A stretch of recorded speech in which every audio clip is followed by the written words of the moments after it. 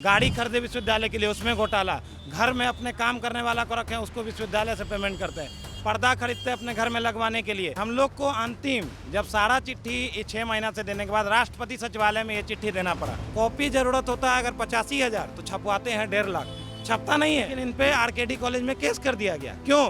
क्योंकि कॉलेज वाले 200-200 रुपया लूट रहे थे। डर किस चीज़ का भैया? ये लाठी गोली की सरकार है, जो सरकार आज छात्रों पर लाठी चाहिए वही। अरे समय आने दीजिए, आपका कुर्सी जाने तक का इंतजार हो रहा है। नमस्कार, आप सबका स्वागत है हमारे चैनल पर। मैं हूं आपके साथ चंदन प्रताप सिंह। और देश में छात्र आंदोलन से बहुत बड़े बड़े दिग्गज नेता हुए हैं, केंद्र में भी और राज्यों में। तो छात्र आंदोलन कर रहे, छात्र आमरण अनशन पर बैठे हुए नीरज कुमार जी झा जी हमारे साथ हैं। इनसे जानेंगे कि आखिर मुद्दा क्या है, बिहार में यूनिवर्सिटियों की क्या हालत है, कॉलेजों की क्या हालत है, बताएंगे। बहुत बहुत स्वागत है आपका। देखिए, बिहार जो था एक बहुत गौरवशाली इतिहास रहा है।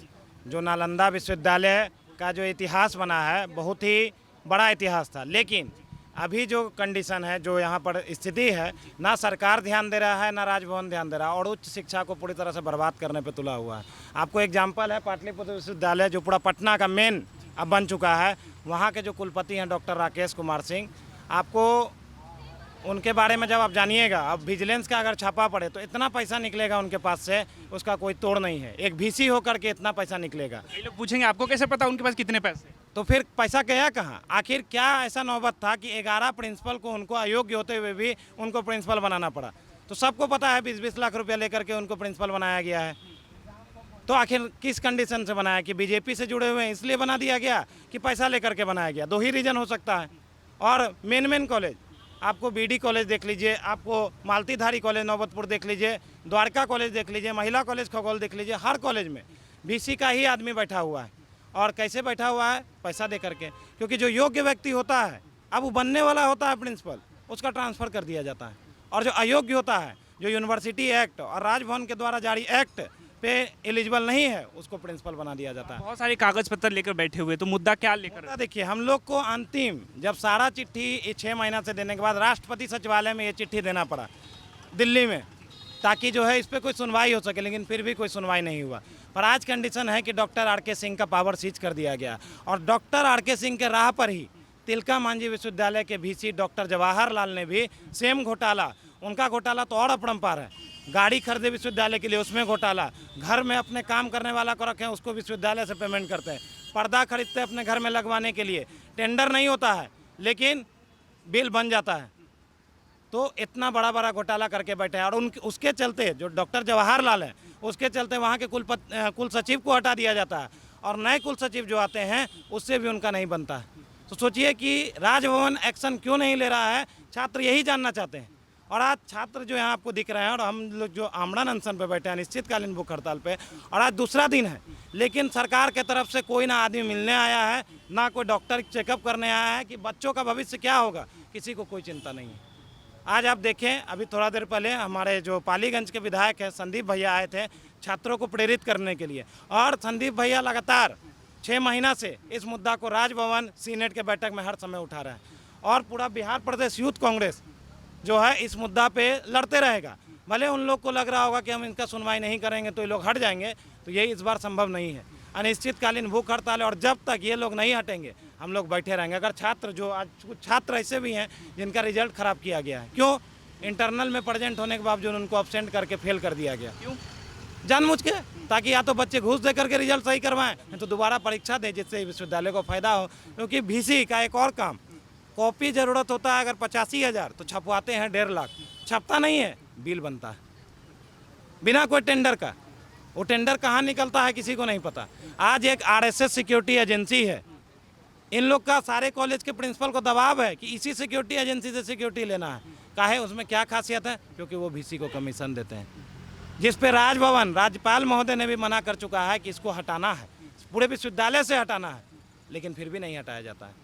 और ये पूरा तरह से भ्रष्टाचार को आपको दिखाता है, कुछ छुपने वाला चीज़ नहीं। आप सोचिए कि राज्यपाल महोदय ने पावर सीज किया प्राचार्य बहाली घोटाला पे, और शिक्षा मंत्री बीच सदन में बोले हैं कि हाँ गलत हुआ है। तो अब किसका इंतजार है? क्या जज साहब के सामने अगर कोर्ट में मर्डर करने वाले आदमी का मर्डर साबित होने के बाद उसको रोका जाता है क्या? उससे एक्सप्लेनेशन लिया जाता है? एक्सप्लेनेशन पहले होता है, फैसला होने के बाद नहीं होता है। लेकिन ये लोग कार्रवाई नहीं कर रहे हैं, यानी कोई बड़ा खेल है। और डॉक्टर आर.के. सिंह का कहना है कि मेरा सेटिंग केंद्रीय मंत्री से, मेरा कोई कुछ नहीं कर सकता है। अगर स्टूडेंट मिलने जाते हैं तो गाली से बात करते हैं। अच्छा, उन्होंने ऐसा कहा कि हमारे केंद्र तक सीधा कांटेक्ट। केंद्र से कांटेक्ट है, मेरा कोई कुछ नहीं कर सकता। हम पैसा दे करके आए और हर महीना पैसा पहुंचाते हैं। अब बताइए कोई क्या कर लेगा उनका। आखिर क्या ऐसा नौबत है कि BJP MLC professor Rajendra Gupta को वाणिज्य सब्जेक्ट का डीन बना दिया गया, जबकि कोई भी एमएलसी जो प्रोफेसर अगर एमएलसी बनते हैं तो वो छुट्टी पर चले जाते हैं। लेकिन क्यों रखा है? क्यों? क्योंकि वो बीजेपी के हैं और वही राजभवन से उसका संरक्षण करेंगे। तो संरक्षण करने का नौबत हम छात्रों को नहीं है। हम छात्रों को क्या आज आमरण अनशन पर है, पुलिस को भेज करके हम लोग को उठा के जेल में डालेगा, जेल में भी हम लोग आमरण अनशन पे बैठेंगे। देखिए हमारे इसमें से कुछ साथी हैं, जैसे ये लालू जी आरकेडी कॉलेज के अध्यक्ष, जीते हुए अध्यक्ष हैं, लेकिन इन पे आरकेडी कॉलेज में केस कर दिया गया। क्यों? क्योंकि कॉलेज वाले 200-200 रुपया लूट रहे थे और लूटने के बाद जब इन लोगों ने विरोध किया, हम लोग ने विरोध किया, तो ये लोग पे केस कर दिया गया कुछ भी बोल करके। क्योंकि देखिए बीजेपी का शासन है, बीजेपी के प्रिंसिपल है, थाना भी उनके अंदर है। खोजने के इन लोग को जो है कॉलेज में घुसने तक पे एंट्री नहीं है। आप खुद बताइए कि हम जिस कॉलेज से पढ़ेंगे उस पर अगर प्रिंसिपल वहाँ का सही है तो क्या वो हमको कभी भी अंदर जाने से रोकेगा? बिल्कुल नहीं। लेकिन अगर वो गलत है तभी ना किसी को भी आने से रोक रहा है। और इन लोग में से जो भी छात्र बैठे हैं आरकेडी कॉलेज के, इन लोग पे केस हो गया। एक छात्र जो केस से ही डरता है, एक गार्जियन जो पढ़ाने के लिए अपना पूरा पैसा खर्चा करता है लेकिन केस से डरता है। अच्छा, कुछ लोग कह रहे थे कि ये लोग छात्र के आड़ में आंदोलन कर रहे हैं, राजनीति चमकाते हैं अपना, क्योंकि बिहार में जितने भी नेता हैं सब राजनीति से निकले हैं, छात्र राजनीति से निकले हैं। आप इस चीज़ को तो बोल दिए। आप खुद सोचिए कि बिहार में 6 गो स्नातक सीट होता है और 6 गो टीचर सीट होता है, तो वो एमएलसी क्या करते हैं? वो अपने राजनीति को नहीं चमकाते हैं क्या? और आज जितने भी हैं आपको बड़े बड़े नेता, मुख्यमंत्री नीतीश कुमार, सुशील कुमार मोदी, आपको लालू यादव, रामविलास पासवान, इन लोग कहाँ से आए हैं? छात्र राजनीति से ही उभर के आए हैं। और अगर सरकार और राजभवन यही चाहता है कि खुल के बोल दे कि हाँ वो लोग मिले हुए हैं, तो आज हम बोल रहे हैं इसी माइक से, ये लोग मिले हुए हैं, इसीलिए इन लोग कुलपति को कुछ नहीं कर रहे हैं। आप सोचिए कि 2 दिन से यहाँ पर भूखे प्यासे बैठा है लेकिन कोई पूछने नहीं आया है। क्या इसमें सरकार का गलती नहीं है? लेकिन गलती है, लेकिन कोई एक्सेप्ट नहीं करेगा। और ये लोग खुद छात्र राजनीति से हैं। अभी जो संदीप भैया आए थे ये भी छात्र राजनीति से हैं, कन्हैया कुमार छात्र राजनीति से हैं, तो कौन नहीं कर रहा? और अगर हम लोग चमका रहे तो हम लोग का हक है चमकाना, इसमें गलत क्या है? तो नीतीश कुमार भी छात्र राजनीति से निकले हुए, तो सुन क्यों नहीं रहे आपकी बातों? शिक्षा व्यवस्था पूरी तरह से कोलैप्स है बिहार में। कैसे सुनेंगे? वो बीजेपी के दलदल में फंसे हुए हैं। ये पूरा बीजेपी का प्रिंसिपल है, बीजेपी का एमएलसी है, बीजेपी का एजेंट है। आरके सिंह, जवाहरलाल, सब बीजेपी का एजेंट है। कैसे हम नीतीश कुमार सुन सकते हैं? नीतीश कुमार को सिर्फ चुनाव जीतने से मतलब है। अगर चुनाव है तो फिर सुनना है, चुनाव नहीं है तो फिर नहीं सुनना है। तो कह रहे हम दिल्ली से बहुत रोजगार लेकर लौट रहे हैं, अभी बजट पेश हुआ उसमें बात कर रहे हैं। अगर रोजगार लेके वो लौट रहे हैं तो फिर बेरोजगार क्यों है छात्र? आखिर कोई छात्र ग्रेजुएट हो गया, पीजी कर लिया, लेकिन वो बेरोजगार है, उसको फिर बिलीज करना पड़ता है, उसको एमबीए करना पड़ता है, फिर भी उसको चाय का दुकान खोलना पड़ता है, तो बेरोजगार क्यों है?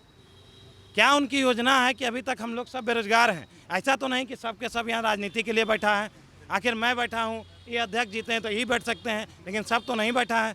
तो आखिर रोजगार रहता तो रोजगार करते ना सब। वैकेंसी आता है, अब कौन सा ऐसा वैकेंसी है जिसका एग्जाम नहीं रद्द करना पड़ता है? चाहे बिहार हो चाहे सेंट्रल वाला हो। कहाँ से घुसखोरी है? कुछ दिन पहले सुने होंगे एक गलत एडवर्टाइजमेंट निकाल करके सेंट्रल वाटर कमीशन ने वैकेंसी निकाल के परीक्षा ले लिया और पता चलता है कि फर्जी था। कहाँ गया वो लूट का पैसा? ये सारा पैसा लूट करके बीजेपी को फंडिंग होता है। और जो बीजेपी के प्रिंसिपल और एमएलसी हैं क्यों नहीं हट रहे हैं? छात्रों से लूट करके पार्टी को फंड करते हैं और अपना घर भरते हैं। हम लोग के पास तो अकाउंट नंबर है जिसमें डॉक्टर सीता सिन्हा जो बीजेपी की मेंबर पूर्व मंत्री रह चुकी हैं, अपने बेटा बहू पूरा फैमिली 10 परिवार को सैलरी देती थी बीडी कॉलेज पटना से। और बीडी कॉलेज पटना का आज कंडीशन जान लीजिए, ना छात्रों के पीने के लिए पानी का व्यवस्था सही ढंग से है, ना वहाँ के स्टाफ को सैलरी मिलता है। आप जानते हैं कि स्टाफ जो यहाँ काम कर रहे हैं सारे कॉलेज में कहाँ से बहाल होते हैं? कोई प्रोफेसर का दामाद होता है, कोई प्रोफेसर का बेटा होता है, कोई प्रोफेसर का पड़ोसी होता है। जा रहा है इसको लगातार मन से कहते हैं कि लड़कियों को हमने घर से निकाल कर शिक्षा दिया, मंच पर लेकर आया, सड़कों पर लेकर आया, साइकिल दिया, रोजगार दिया, लेकिन बच्ची यहाँ अभी भी नहीं पढ़ पा रही हैं। बच्चियाँ आज भी रोड पे उतर के संघर्ष कर रही हैं। फिर उनको संघर्ष क्यों करना पड़ रहा है? वही प्रिंसिपल जेडी वुमेंस कॉलेज की बोलती हैं ज़्यादा करोगे एफआईआर कर देंगे। एफआईआर वर्ड तो इन लोग के लिए लगता है कि पॉकेट में रखा हुआ, तुरंत निकाले तुरंत किसी के हाथ में थमा दिए, चॉकलेट की तरह हो गया, किसी को भी दे दे बच्चा को। लेकिन एफआईआर आप तो समझ रहे हैं ना कि कितनी बड़ी चीज़ है। एक केस हो जाने के बाद उसका नौकरी नहीं लग सकता है। तो क्या बच्चे अपनी आवाज़ को बुलंद कर पाएंगे? क्या कभी नहीं कर पाएंगे। और हम छात्र नेता अगर करेंगे तो एफआईआर होगा। हम लोग को किसी का अब डर नहीं है। अब अगर राजभवन भी कुछ करता है करे, वो गलत है, हम प्रूव कर चुके हैं। आप बताएंगे आपका क्या नाम? लालू कुमार अध्यक्ष रामकृष्ण द्वारका महाविद्यालय। बताएंगे इस आंदोलन के बारे में, जो आंदोलन आमरण अनशन कर रहे हैं? आमरण अनशन है तो विभिन्न आपके यूनिवर्सिटी कैंपस का क्या हाल है? आप जिस कैंपस से आते हैं? पाटलिपुत्रा विश्वविद्यालय अंतर्गत जितने भी कॉलेज आते हैं ना, सभी में कहीं ना कहीं भारी मात्रा में प्रभारी प्राचार्य में घोटाला किया गया है। डॉक्टर जगन्नाथ प्रसाद गुप्ता का हम बताते हैं, जो अभी हमारे यहाँ प्रभारी प्राचार्य, पहले वो बीडी कॉलेज में बरसर थे, उन पर एफआईआर हुआ था, आपको बताते हैं 12/7/2023 को, कि कॉलेज का कोई कागज़ है उसको लेकर वो अपने घर पे चले गए थे। वहाँ के वर्तमान प्रिंसिपल सीता सिन्हा ने एफआईआर करने का काम किया था। उसके बाद उनका पनिशमेंट ट्रांसफ़र करके राजगीर भेज दिया गया। उसके बाद जगन्नाथ प्रसाद ने क्या किया कि माननीय कुलपति या कहिए चोर कुलपति या भ्रष्ट कुलपति, उनके खिलाफ में राज्यपाल के पास 5 पेज में लिख के दिए थे कि कुलपति ऐसा है, दलाल है, पैसा का उगाही करता है, सब प्रिंसिपल से कमीशन लेता है। देखिए, इस लेटर को मैनेज करने के एवज में उनको रामकृष्ण द्वारका महाविद्यालय का प्रभारी प्राचार्य बना दिया गया। उन्हें प्रभारी प्राचार्य बनते ही सबसे पहले जो ऑफिस रहता है उसको गंगा जल से धुलवाया। अच्छा, ऑफिस को गंगा जल से धुलवाने का काम किया कि इस पर कौन बैठा नहीं बैठा। अब हम आए भाजपा के हैं, नाम के हैं, तो हम इसको थोड़ा शुद्ध कर लेते हैं। उसके बाद उन्होंने छात्र छात्राओं से अवैध वसूली करना चालू कर दिया। जब हम लोग ने शिकायत किया तो 7/6/2024 को पाटलिपुत्रा विश्वविद्यालय के द्वारा एक कमेटी बनी, जिसमें था कि 13 तारीख को 14 तारीख तक पैसा वापस करना था। उसके बाद 14 तक बता रहे थे कि आप पर भी एफआईआर हो गया, तो 14 तक पैसा वापस करना था। उसके एवज में देखिए, जब पैसा लूट लिए, पैसा बांट गया, मान लीजिए पैसा हम लिए किसी से, उसको 5 भाग में बांट दिए। 5 पार्टनर है, कुलपति हो गए, राज्यपाल हो गए, प्रिंसिपल हो गए, अकाउंटेंट पर्सन, मतलब जो भी रहे। उसके बाद उसके एवज में 13 तारीख को एफआईआर कर दिया जाता है। देखिए, रामकृष्ण द्वारका महाविद्यालय सब जीते हुए छात्र संघ नेता हैं, इसमें 2 बच्चा अभी पढ़ रहा है, उस पर भी एफआईआर कर दिया गया। कहीं ना कहीं छात्र छात्राओं को जो भी आवाज़ बुलंद करने का काम करते हैं, उनकी आवाज़ को दबा दिया जाता है। और छात्र जो नॉर्मल आते हैं पढ़ने लिखने, उनको लगता है कि 100 रुपया दे दो लेकिन एफआईआर नहीं हो, घर से डांट ना सुनना पड़े, 150 ना खाएंगे लेकिन जाओ इसको दे देते हैं। आप पे एफआईआर ये हो गया तो फिर तो आपका भी भविष्य तो फिर लग रहा है अंधकार में ही। अब ऐसा तो नहीं ना है कि मतलब कि वही सबसे बड़े कुछ है। न्यायालय होता है, उच्च न्यायालय, हाई कोर्ट है, सुप्रीम कोर्ट है, वहाँ जांच होगी। जाहिर सी बात है, अगर हमने गलत नहीं किया तो हम बरी होंगे। ऐसा थोड़े उन्होंने लिख दिया एफआईआर तो एफआईआर हम क्रिमिनल हो गए। अगर आज हम क्रिमिनल रहते तो यहाँ बैठते हैं, पब्लिक प्लेस में ओपन में आपसे बात करते रहते हैं। बताएंगे विशाल, यूथ कांग्रेस से जुड़े हुए हैं, इतनी बड़ी सिस्टम है, इससे कैसे लड़ेंगे?